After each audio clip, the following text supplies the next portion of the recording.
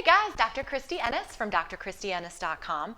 Today I am going to go over with you the best treatment techniques to get rid of tennis elbow, or as it's also known, lateral epicondylitis or epicondylosis, and I'll explain that in a minute, and that's a whole mouthful, I know.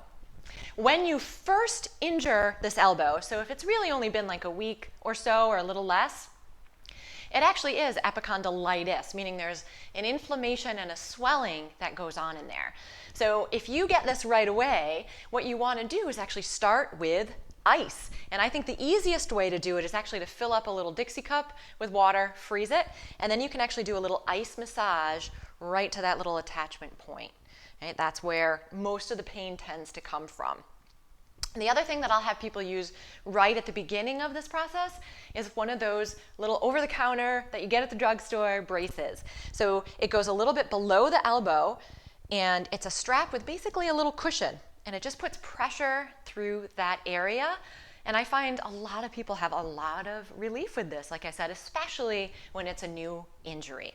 Now, if it's been months or it's been years and you've had this going on, the inflammation process actually stops. So it's no longer epicondylitis, it becomes epicondylosis, because now you're getting all this scar tissue buildup, there's not very good blood flow going through there, so a little bit of a different treatment technique that you want to do. So when we're talking about tennis elbow, it's not just the elbow, it's all of these muscles that are attaching to make the wrist do this. So you want to really watch your posture when you're doing things. In other words, if you're on the computer, you don't want to be up, bent like this. You want to try to stay what we call neutral, in that happy place. The same thing would be if you're going to lift weights. Make sure that you're not flexing or bending those wrists back. That again will put stress right through that area. So, because we need to get a little blood flow going in there, I'm going to take the Derma Edge right where that tendon attaches and then all the way down, and I definitely have some issues here. And just make sure that you go in one direction, whichever way kind of feels bumpier. For me, it's down, and you're going to do that until it feels a little less bumpy, and you can support that arm in at your side if you need to just give it a little break. And sometimes you'll notice it'll start to turn a little bit red. Then you know you're getting some good blood flow going in there. After you are done with that, you're going to find those really tender spots, and you can use either your finger or a knuckle or the little edge of the Derma Edge here.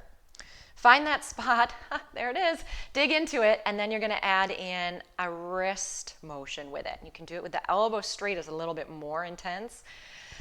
Yep, you need to be able to breathe. Don't push so hard that you can't. And you're going to do this kind of the same way as what I just showed you, until it feels a little bit better. And actually, mine's already starting to release a little bit. I do this one on a regular basis. So once that feels better, then you're going to go ahead and add in a stretch. So the way I like to do this is starting with a bent elbow, taking the other hand on top of that injured side, and you're going to straighten that wrist out, that elbow out, and then just give a little tiny push, and then come back. So straighten, little push. We're flossing that muscle now. You can tell your dentist you floss every day. All right, so 10 to 15 repetitions or so of that, and you can do that a few times a day. Same thing with those other techniques that I just showed you. And then lastly, once it's starting to feel a little bit better, what we have found from an exercise standpoint really makes a difference is what we call eccentric contraction. So that's the lowering or the lengthening part of the muscle. And what happens is it actually helps strengthen the tendon and lengthen the tendon at the same time. So for this exercise, you can let your arm rest on a table. I'm just going to let it rest on my lap. But you're going to come up, and then the key part of this exercise is very slowly, and you can see I'm actually a little shaky, go back to the middle. So it's up, and then take a good 4 or 5 seconds to let it come back to the middle. Don't let it drop all the way down, because that'll be too much stress then on that elbow. And the guideline for that is 3 sets of 15 repetitions. You may notice a little bit of discomfort when you first start, but that will go away. And you can always ice afterwards if need be. So that is your sequence of treatment techniques to get this darn thing gone for good, and let's not have it come back. So thank you for tuning in. And please click that thumbs up button if you liked this video. Thank you.